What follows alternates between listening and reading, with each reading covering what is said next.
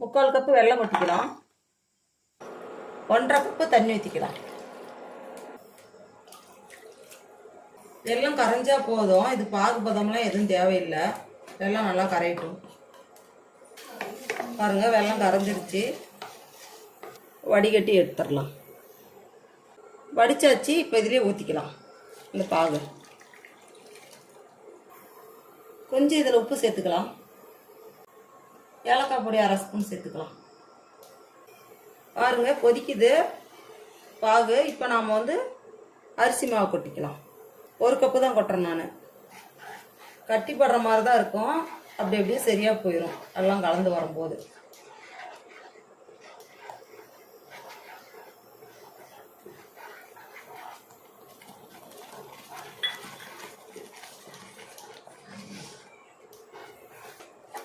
பாருங்க, எல்லாம் சரியாக போச்சு. கட்டியெல்லாம் எல்லாம் அப்படி மதிச்சு விட்டுக்கலாம்.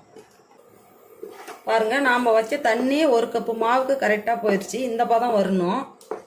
இப்போ இதில் ஒரு 2 ஸ்பூன் நெய் விட்டுக்கலாம். 2 ஸ்பூன் நெய் விட்டுக்கலாம்னா சாஃப்டாக வரும் மாவு.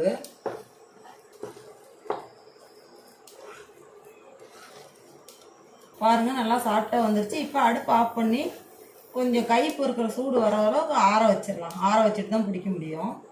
நாம் ஆற வச்சிடலாம்.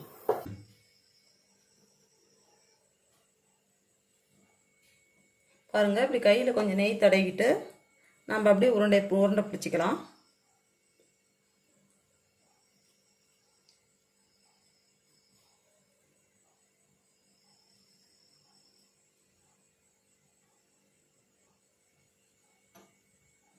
இத்தனை பெரிய உருண்டையாக பிடிச்சிக்கலாம். எவ்வளோ சின்னதாக பிடிக்க முடியுமோ அந்த அளவில் பிடிச்சிக்கலாம்.